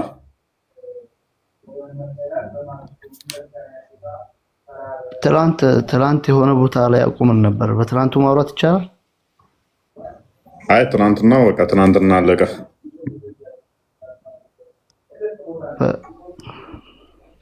መሀል ላይ ነበር ያቋረጥከኝ ግን። እሺ የዛሬው ምን ነበር? አይደል ነው አላስታወስኩም። የዛሬው ደግባ ወጣ ይሆናል እንጂ እኔ አላቋረጥም። ሲጀመር ውይይት ላይ አላቋረጥም። ጥለወጣ ይሆናል። የዛሬው እጅግር አለው አላ ብለህ ታምናለህ? አላ ኦኬ። ያ እጅግሩ ይታያል? መታየት የሚችል ነው? ይታያል። ኦኬ። ግራና ቀኝ አለው? ምን አልከኝ? ግራና ቀኝ አለው ወይ? ሁለቱም ቀኝ ነው እጁ። ኦኬ መልካም። በግራስ እጅ አለው የለውም? አላህ ምን አልከኝ? በግራ እጅ አለው የለውም? ለአላህ ግራና ቀኝ ሳይሆን ቀኝ ነው ያለው። ሁለቱም ቀኝ ነው። ስለዚህ ቀኝ እጅ ብቻ ነው ያለው? ሁለቱም ቀኝ ነው። ሁለቱም ቀኝ ነው። በሰው ልጅ ላይ ነው ቀኝና ግራ የሚባለው። ኦኬ ስለዚህ እሱ ግራ እጅ የለውም? ግራ አይባልም። ኦኬ ግራ የለውም አለው። አሁን ለምን መላልሰህ ትጠይቀኛለህ? መለስኩልህ እኮ። ሁለቱም እጆቹ ቀኝ ናቸው። እሺ በቂያማ ቀን ታዩታላችሁ አይደለ? በደንብ እናያለን። ኦኬ ሙሉ አካሉን ታዩታላችሁ? ሙሉ አናየው። እሺ ምን ነው የምታዩት? የገለጠልንም ቦታ። ምኑ ነው የሚቀራችሁ ማታዩት? እሺ ምኑ ነው የሚቀራችሁ? አላህ የገለጠልንን ቦታ። እጁን ሊገልጥልን ይችላል፣ ፊቱን ሊገልጥልን ይችላል፣ እግሩን ሊገልጥልን ይችላል። የፈለገውን ቦታ የገለጠልን ቦታ ታያላችሁ። ፊቱን ታያላችሁ አይደል? እናያለን። ባቱን ታያላችሁ አይደል? አላህ የገለጠልን ቦታ እናያለን። ስለዚህ ከላይኛው እስከ ታችኛው የምታይ ከሆነ ምንድነው የቀራችሁ? ሙሉ አናይም። ሙሉ በአንዴ አካባን ማየት አንችልም። ፊቱን አየህ እኮ፣ ባቱን አየህ እኮ። በአንዴ አይደለም። መሀል ያሉት ናቸው የሚቀሩት። በአንዴ አይደለም። ተራ በተራ የምታያቸው። አሁን ባቱን ከዛ ፊቱን እንዴት ላስረዳ?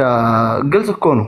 በአንድ ጊዜ አካሉን አካበን ማየት አንችልም። መልካም። ያ የምታየው አካል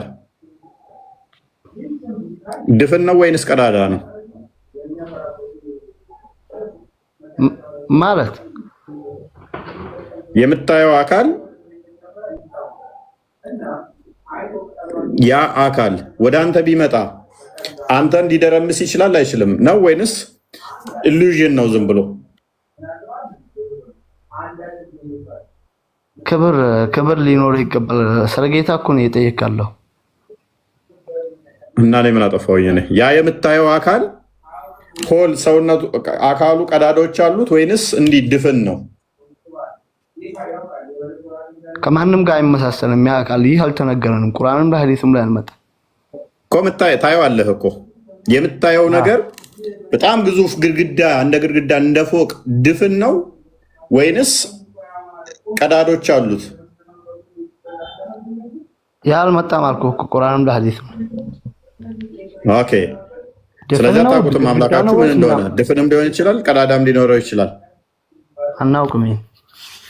ኦኬ ያ አካል ብነኩት ጠንካራ ነው ለስላሳ ነው?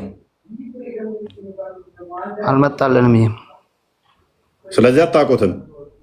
እኛ የመጣልንን ብቻ ነው የምናወራው። ያልመጣልንን እንኳን አታውቁትም ማለት ነው። እንፈላሰም አንቺ በደምብ።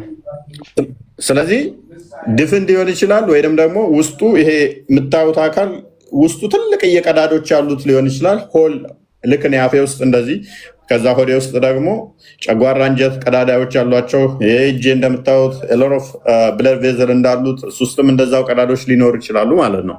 ላይኖርም ኮንክሪት ይመስል ጥቅጥቅ ያለ ድፍንም ሊሆን ይችላል ማለት ነው። ከዛም ውጭ ሊሆን ይችላል። ሁለተኛው አማራጭ ምንድነው? እንደ ኮንክሪት ጥቅጥቅ ያለ ድፍን ሊሆን ይችላል ማለት ነው። ከዛም ውጭ ሊሆን ይችላል። ከዛ ውጭ ስጠኝ ምን ሊሆን ይችላል? እኛ ማናውቀው፣ አንተ ማታውቀው የምታየው ከዚህ ውጭ ምን አለ? ምክንያቱም ታየዋለህ በደንብ አስተውል። ይመጣል ይሄዳል፣ ሊኖር ይችላል። ይሄዳል ይመጣል አይደለ? የሚሄድ የሚመጣ በደመና የሚካበብ ቀኝ ያለው እጅግ ያለው የሚካበብ ከየት ነው ያመጣው? በደመና አይካበብ። በደመና ይመጣ በቂያማ ቀን ይካበባል ነው ያልከው አንተ። በደመና ውስጥ ሆኖ ይመጣል አይመጣም? በደመና ውስጥ ደመና አካቦት ደመናው በደመና ውስጥ ይመጣል አይመጣም? ደመናው አካቦት እኮ የሚለውን ቃል ነው የተጠቀምኩ። ቆይ በደመና ውስጥ ይመጣል አይመጣም? ደመናው አካቦት ይመጣል። በደመና ውስጥ ሆኖ ይመጣል አይመጣም? አረ ይሄን አለ እንትን አትበልበና አካቦት ብለሃል አላልክም እኮ እንመጣለን እሱ ላይ ብያለሁ። በደመና ውስጥ ሆኖ ይመጣል አይመጣም? ይህን ማስረጃ አምጣ ቶሎ በል። ቆይ አዳምጥ። በደመና ውስጥ ሆኖ ይመጣል አይመጣም? በደመና ውስጥ ስትል የፈለክበት አካቦት ልትል ከሆነ አይደለም። ነገር ግን መልስልኝ ቅድሚያ። ቆይ አልጠየቅኩም። በደመና ውስጥ ሆኖ ይመጣል አይመጣም? እሺ አንተ የምትጠይቀኝ ጥያቄ አልገባኝ። በደመና ውስጥ ስትል ደመናው አካቦት ነው ወይስ ደግሞ ደመናው አልወጣኝም። አላህ በደመና ውስጥ ይመጣል አይመጣም? በደመና ጥላ ውስጥ በደመና ጥላ ውስጥ እሺ፣ በደመና ጥላ ውስጥ አላህ ይመጣል አይመጣም? በቃ ይህን ተናገር። ዳመናው ከፊት ለፊት ሆኖ አላህ ከዛም በኋላ ይመጣል። ይህ ቁርአንም ላይ አላልኩም። እኔ ያልኩትን ብቻ ወይን ይመጣል አይመጣም በለኝ። በደመና ጥላ ውስጥ አላህ ይመጣል አይመጣም? ይመጣል። ዳመናው አካቦት ግን አይደለም። ቆይ በምንድን ነው የሚመጣው? ና ተመለስ።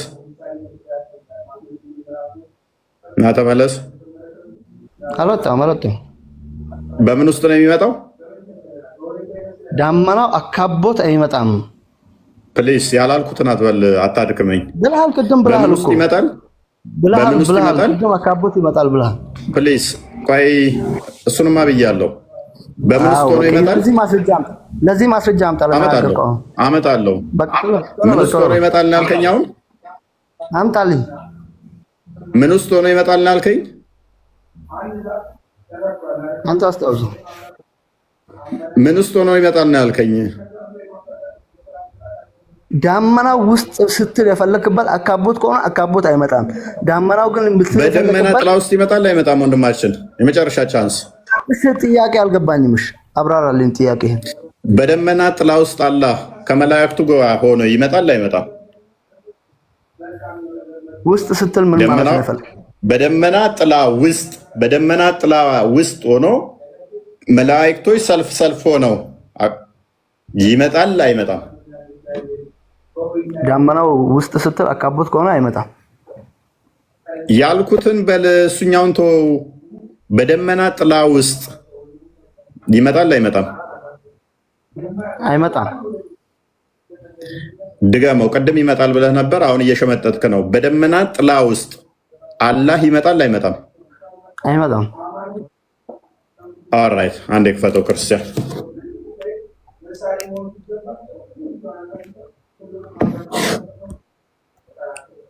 አንብበው። አሁን ይሄን ተከፍቶልሃል።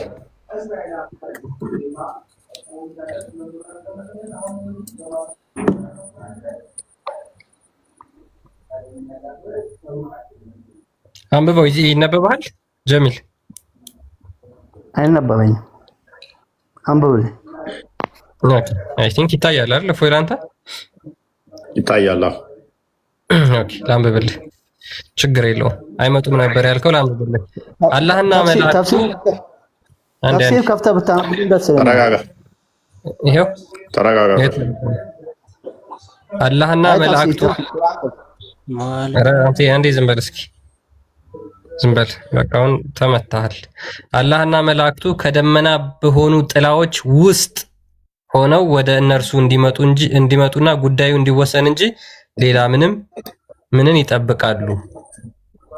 በምን ውስጥ? ከደመና በሆኑ ጥላ ውስጥ ሆነው። ቀጥል። ያ ስለዚህ አላህ የሚመጣው በምንድን ነው ማለት ነው? በደመና ጥላ ውስጥ ሆኖ ይመጣል።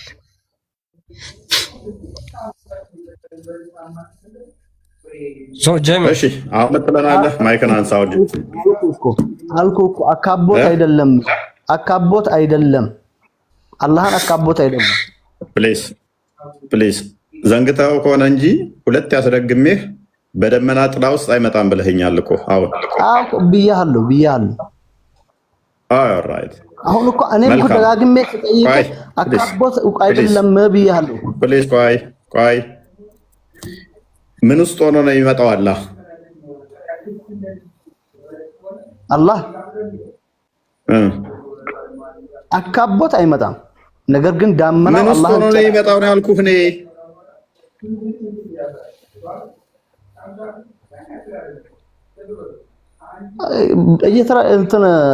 ምልህን እየሰማኸኝ አይደለም?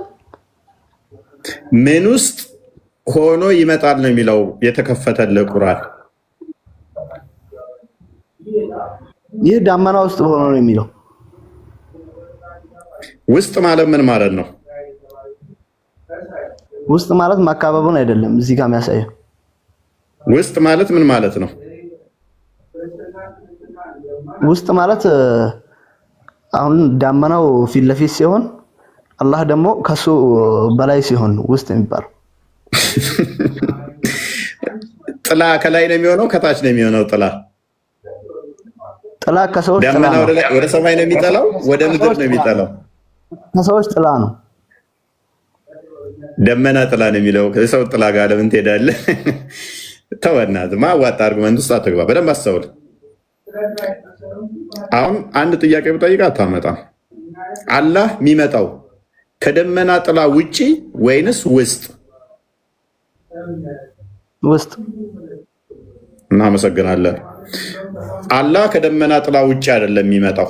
ውጪ ካልሆነ ውስጥ ከሆነ በደንብ አስተውሉ። ራሱ በመለሰልን አላህ ከደመና ጥላ ውጪ ነው የሚመጣው ወይንስ በደመና ጥላ ውስጥ ብየው ውጪ አይደለም ውስጥ ነው የሚመጣው ብሎ ፔሬድ። ውጪ የለም ውስጥ ነው ያለው። ከፊ ፊ ዙላል ሚነል ገማም ያለው አላህ Subhanahu Wa Ta'ala ከደመናው በላይ በኩል ሆኖ ዳመናው ከአላህ ስር ሲሆን ነው እንደዛ የሚባለው። ፊ የሚለው አላለም። ና ከፍ ላድርገና እንደ ትናንትናው ደግሜ ላዋርድህ። ከደመናው በላይ ሆኖ አላህ ባይዞ መላእክቶቹም አብረው ናቸው የሚሆኑት። መረጃውን ክፈት። አንድ ሰው እንኳን እንዳንተ ያለ እስኪ ተፍሲር ኢብኑ ከሲር ክፈትልኝ። በዚህ ዙሪያ ክፈተው ራስህ። አይ እኔ አልችልምማ። ራስህ ክፈት። ምክንያቱም ከመላእክቱ ጋር አብሮ ነው የሚመጣው። አይ አላህ ብቻ ተነግሮ የተነጥሎ የተነገረ ሳይሆን አይ ተባበረኝና አንተ ክፈት። በደመና ውስጥ ፕሊዝ አትጨቃጨቅ እኮ ክፈት። ምላሽ አለ የምትልበት ላይ አዘጋጅና ያዝና አዘጋጅና ክፈት። ወይ ነው እኔ አላየሁትም ሲጀመር ተፍሲር ኢብኑ ከሲር ይኸውና አሁን እንደዛ እንደሚፈስረው ሳታይ ገና እዚህ ቁጭ ብለን እንትን እንበለ። ስለዚህ ግን እርግጠኛ እንደዛ እንደሚፈስረው አዘጋጅና ና በቃ አዘጋጅ። ልስ ትናንትናም እንደሚያሰው አክት አድርገህ አስታወስኩ። መረጃ ስትባል አላውቅም ለማለት ጨርሰናል እኮ። ውጭ አይደለም ካልከኝ ከደመና ውጭ ነው ደግሞ መልሳት በለኝ። አላህ እንዴት ነው የሚመጣው ስል ጥላ ውስጥ የደመና ጥላ ውስጥ ትለኛለህ። ውጭ ነው አይደለም ደመና ጥላ ውስጥ ነው ትለኛለህ። መልሰ ደግሞ አይ ከላይ ነው አላህ ከላይ ሆኖ ደመናው እስቲል ከላይ ብታደርግልኝም ምን አይነት እንትን ጠይቃለሁ። አሁን ጥላው ከስር ነው ያለው ወይንስ ከላይ ያለው ነው ብዬ ጠይቃለሁ። ኦኬ ጥላው ከላይ ከሆነ እስቲል አሁንም ደግሞ የደመናው ጥላ ውስጥ ሆኖ ነው የሚመጣው ማለት ነው። ጥላ ግን ወደ ላይ ሳይሆን የሚጠላው ወደ ታች ነው የሚጠላው። ማታ ከሆነ ኤኒዌይስ የፍጡር ጥላ ወደ ላይ አይደለም ወደ ሰማይ አይደለም የሚጠላው ወደ ታች ነው የሚጠላው። እና ለማወቅ ነው በደመናው ነው የደመናው ጥላ ነው እንጂ ያለ ጥላ ስላልሆነ ማለት ነው። ሰው ነው እኮ ነው ያልኩህ። ከሰው ነው የሚጠልለው አላህ ከሰው ነው የሚጠለለው። የሰው ጥላ እንዳይነካው። አይ ሰዎች አያዩትም ማለት ነው። በዳመናውና በሰዎች መካከል ነው ዳመናው። በሰዎችና በደመናው መካከል ነው ደግሞ አልካውን።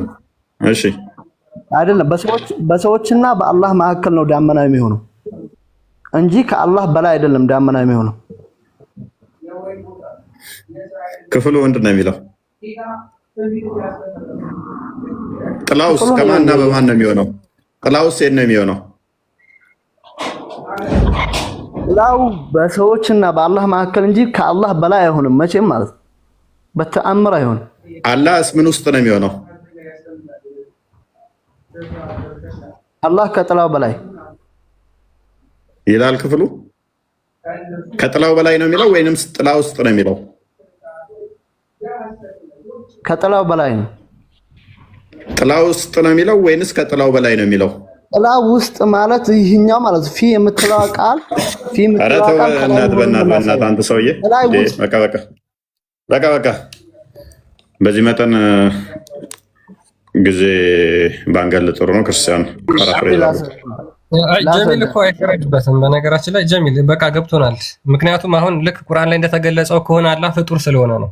ፍጡር ደግሞ የምታመልከው አካል ፍጡር ስለሆነ ነው። ፍጡር ስለሚሆንብህ ነው። ደመና ውስጥ ገብቶ የሚመጣ ለዛውም በደመና ጥላ ውስጥ ገብቶ የሚመጣ አካል አመልካለሁ ብለህ ስታስበው ለራስህ ለአይምሮ ስላልተስማማልህ አይ ከደመና በላይ ነው አልክ። ባይዘ ከደመና በላይ እንኳን ብትል ራሱ ኢዳዝ ማተር ምንም ማተር የሚያደርገው ነገር አይደለም። በቃ ስቲል ፍጡር ውስጥ ገብቶ ፍጡር እየጋለበው ይመጣል ማለት ነው። ደመናዎች ያላህ ፈረሶች ይሆናሉ መጨረሻ ላይ። ምንም ማተር አያደርገውም። ግን ቁርአኑን ግን ክደኸዋል። ቁርአኑን ክደኸዋል። አንተ ከነብዩ ትሻላለህ ማለት ነው። ኤኒዌይስ ኦኬ እሺ። ማሂር አለ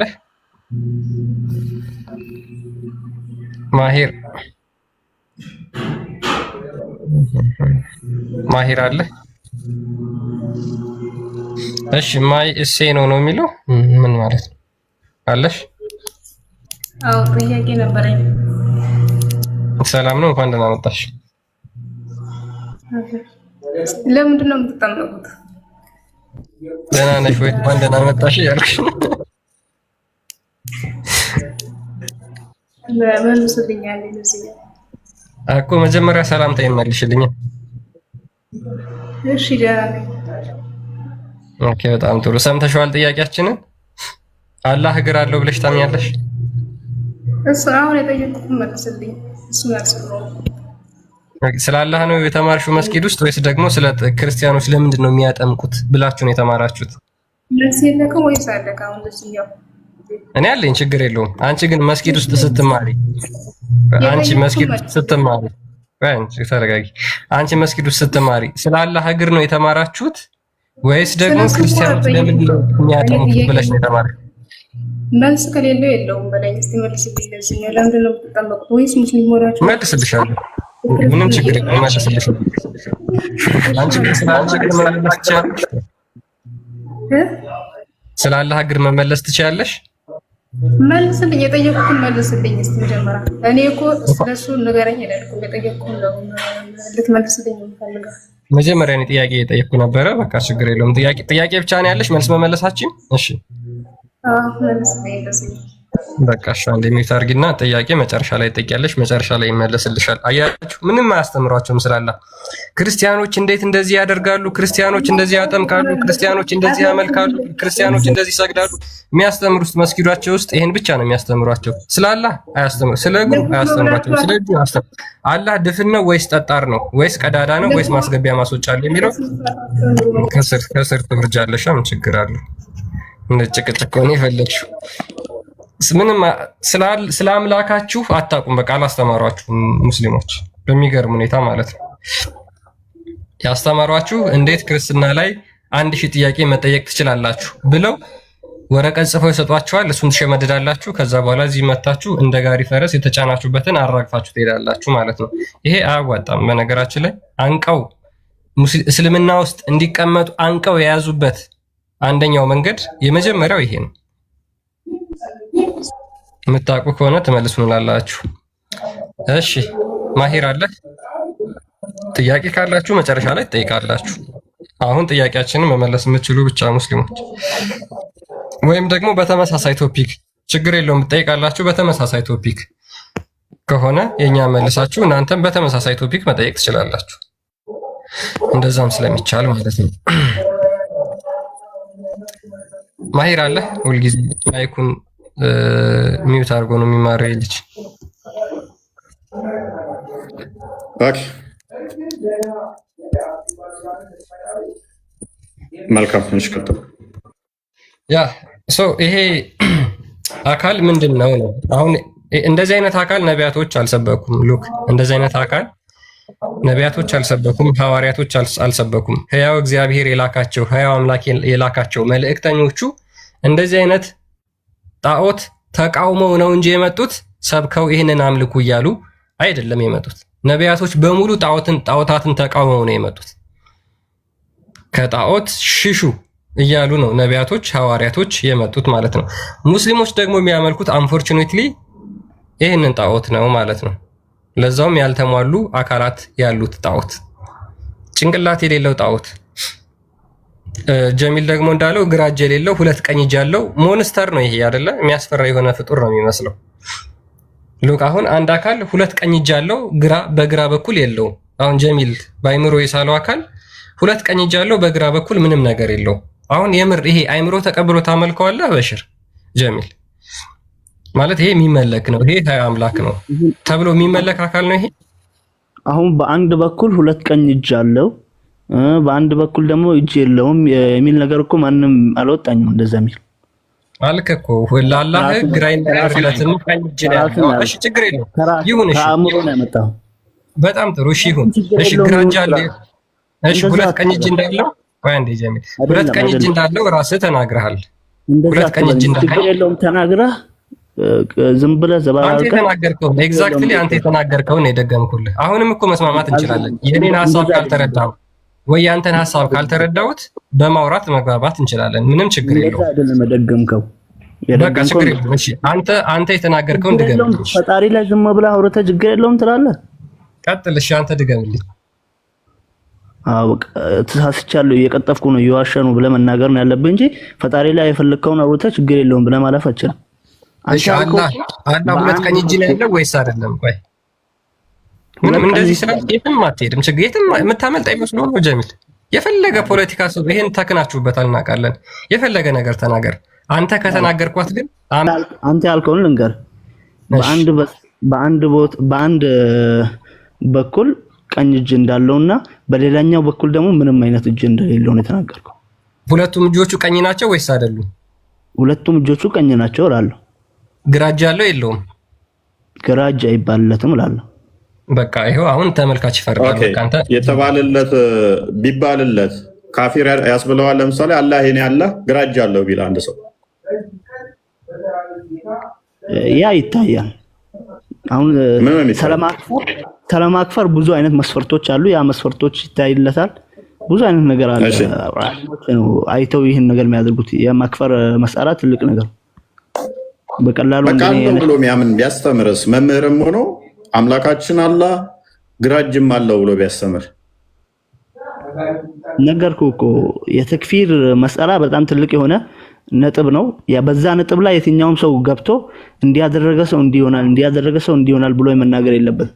ዓሊሞች አይተው አብሰልስለው አውጥተው አውርደው ነው ያንን ሰውዬ ይህ ሰውዬ ከእስልምና ወጥቷል፣ ይህ ሰውዬ ሙስሊም ነው ብሎ ሊናገሩ የሚችሉት የእስልምና ሊቅ የሆኑ አካላቶች ናቸው። ስለዚህ ተሳስቷል። ግን ግራ እጅ አለው በማለቱ ግራ እጅ አለው በማለቱ ያው ተሳስቷል። ኦኬ ካልታረመስ አልታረምም ቢል ከስተቱ ያንን ዓሊሞች አዩና ይፈርዱበታል። እናመሰግናለን። ክርስቲያን ጋር ሄድ መሐመድ ላይ ፍረዱበት። አሁን ነብይህ ላይ ነው የፈረድከው። ለምን አልሰማልከን? መሐመድ ላይ ነው ያከፈርከው፣ መሐመድን ነው። እሺ ወንድማችን ሶሪ በጣም እንግዲህ እሺ ምን ይላል መሰለ ሳይ ሙስሊም 2788 ኤ ላይ አብደላ ኢብን ዑመር እንደተረከው ያላህ መልእክተኛ እንደዚህ ያለ ይላል Allah is exalted and glorious would fold the heaven on the day of judgment and then he would place them on his right hand አላህ በቂያማ ቀን ሰማይን ከተቀለለ በኋላ በቀኝ እጁ ያደርገዋል ከዛ እንደዚህ ይላል I am the Lord አንዴ ምን ሐሳብ አለ ጀሚል እዚህ ጋር እስኪ ምን አንተ አረብኛውን ክፈትልኝ እስኪ እንግሊዝኛው በደንብ አይገባኝ እሺ እከፍትልሃለሁ ላንብብላችሁና መጀመሪያ ከዛ በቀኙ ከተቀለለ በኋላ ሰማይን በእጁ ላይ ያደርግና እኔ ጌታ ነኝ ከኔ በላይ ማንም የለም ያለ ይናገራል he would fold the earth placing it on the left ከዛ በኋላ ምድርን ደግሞ ይጠቀልላትና በግራ እጁ ያስቀምጣታል on the left hand and say I am the Lord እኔ ጌታ ነኝ ይላል ይሄው ሙሐመድ ምንድነው ማለት ነው አላህን ግራጅ ሰጥቶ ግራጅ ያለው ነው የሚያመልከው ማለት ነው ካንተ አላህ የተለየ አላህ ነው የሚያመልከው ሙሐመድ ይህ ሐዲስ ይፈሰራል በሌላ ሐዲስ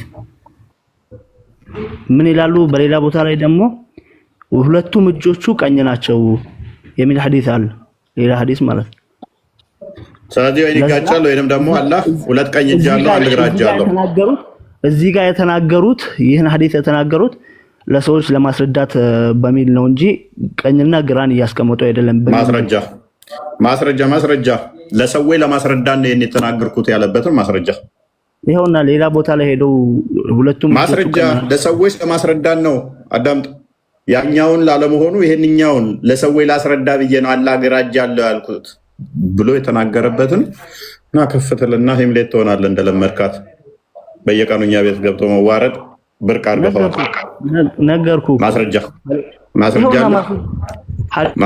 ከተው ቀደምን ብለሃል ቆይ ቀደምን ብለሃል ለአላህ ግራ እጅ አለው ተብሎ አይነገርም ለምን ታገስነ አይነገርም ብለህ ሸምጥጠሃል አሁን ደግሞ ምን አልክ ግራ እጅ እንዳለው ሲመጣብህ አይ ሰዎችን ለማስተማር ነው አልክ ቀደም በፍጹም ለአላህ ግራ እጅ አለው ራሱ ተብሎ አይነገርም ነበር ስትል የነበረው ስህተት ነው በደንብ አስተውሉ ውዶቼ ከሰው ያላችሁ አላህ ግራ እጅ አለው ማለት ስህተት ነው ስለነበረ ሐዲስ በሐዲስ ይፈሰራል አይደል በእናትህ አዳምጥ አትንቀልቀል ቆይ አትቸኩል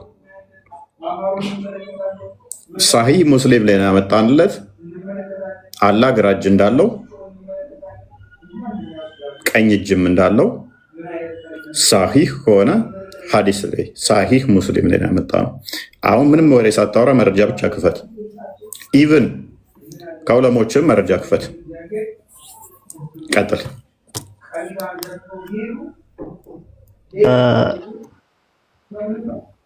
የአላህ ሁለቱም እጆቹ ቀኝ ነው የሚል ሐዲስ አለ ሌላ ሐዲስ ማለት ነው ምን አገባኝ ይኖራል ተጨማሪ ወይን ግጭት ይሆናል እኔ እኮ ሙስሊም አይደለሁም ወንድማችን እኔ ክርስቲያን ነኝ አዳም ሐዲስ ደግሞ በሐዲስ ይፈሰራል እኮ ክፈት መረጃ ሳከፍት ነው ቤት ዝም ብላ ታውራ ሁለት ቀኝ እጅ ያለው ብትለኝ ተጨማሪ መረጃ ነው ለኔ እየሰጠኝ ያለው ወንድሜ እኔ ሙስሊም አይደለሁም ሁለት ቀኝ እጅ ያለው ብትል 80 ብትል ለኔ ፖይንት ተጨማሪ ለኔ መረጃ እንጂ ብትሰጠው ቆይ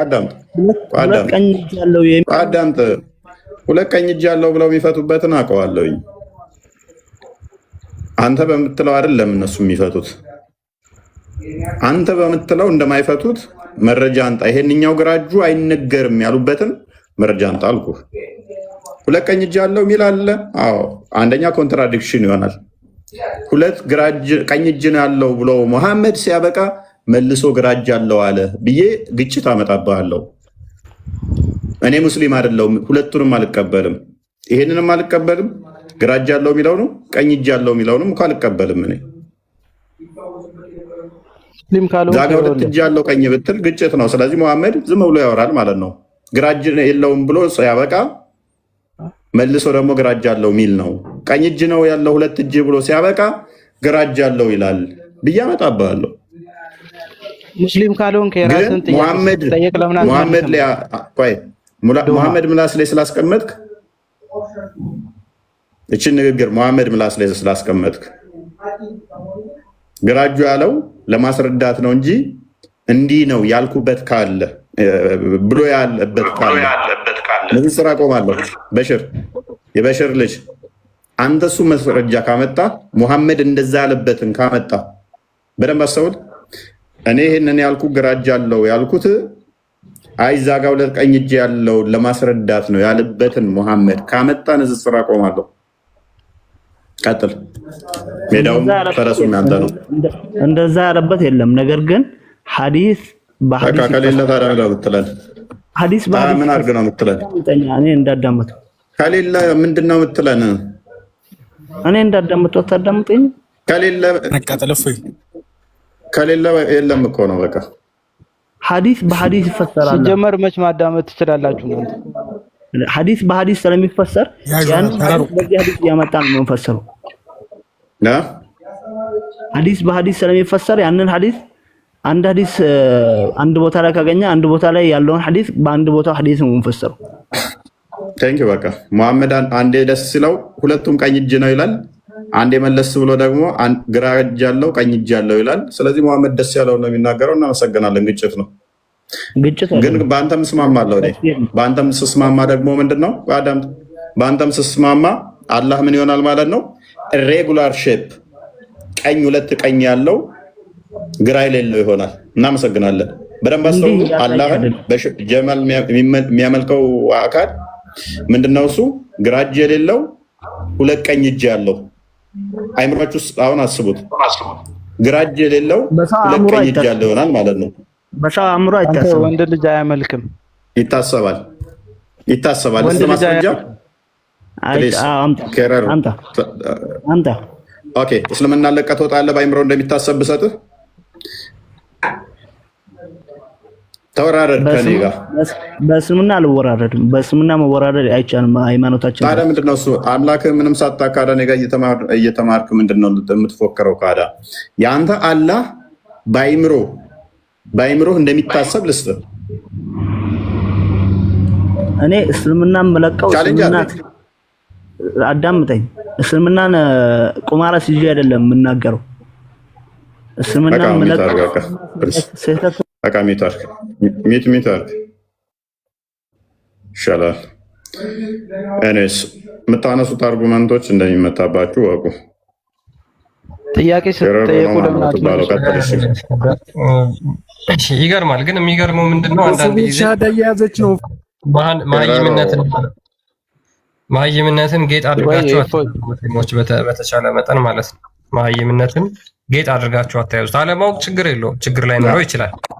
ዴቨሎፕ መሆን የሚችል ነው። እውቀት በጊዜ ውስጥ የሚመጣ ነው። ግን መሀይምነታችሁን እንደ ጥበብ አታያዙት። ቀረሮ ቀጥል።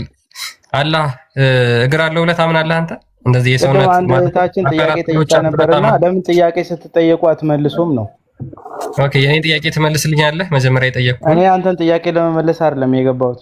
ጥያቄ ስትጠየቁ ግን ጥያቄ አትመልሱም። ኦኬ ጥያቄ ለመጠየቅ ነው የገባው ወይስ ያንተን ጥያቄ መመለስ ትችላለህ? የተጠየቀውን ጥያቄ ለምን አትመልሱም ነው? ክርስቲያኖች ለምን ይጠመቃሉ? ይመልሳል። ጥያቄ ምን ተቀበልበት ሰዓት አለው። ጥያቄው መልስ ያስፈራችሁ ለምን አትመልሱም? በማል እየመለሳችሁ ሂዷል። በነገራችን ላይ ብትገኛቸው እንደዚህ አይነት ባለጌዎች ናቸው። ምንድነው ለመረበሽ እኮ ስለሚመጡ እኮ ነው። ኤኒዌይስ ፓራፍሬዝ አድርገው ቶፒኩን ሚውት ማድረግ ነው ስራቸው።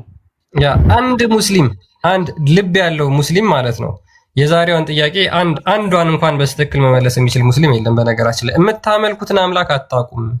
የምታመልኩት አምላክ ጣዖት ነው። ከጣዖት ውጡ።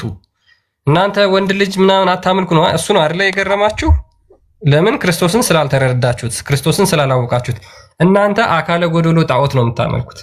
ያልተሟላ አካል ያለው ሉክ ጭንቅላት የሌለው ግራ እጅ የሌለው አሁን ደግሞ ጀሚል እንዳለን ማለት ነው። የእሱ ደግሞ ጭራሽ ግራ እጅ የለውም፣ ሁለት ቀኝ እጅ ነው ያለው በአንድ ሳይድ የሌለው። ይሄ ምንድነው የሚባል ፊልም አለ። ስታስቡት እንኳን የሚያስፈራ አካል ነው። በነገራችን ላይ ሰው ከእንደዚህ አይነት ጣዖት አምልኮ ውጡ፣ ከእንደዚህ አይነት ጣዖት አምልኮ ውጡ ነው። ጥያቄ ስትጠየቁ ቢያንስ መልሱ። ቀረሩ አንድ ለማወቅ ነው። ችግር የለውም።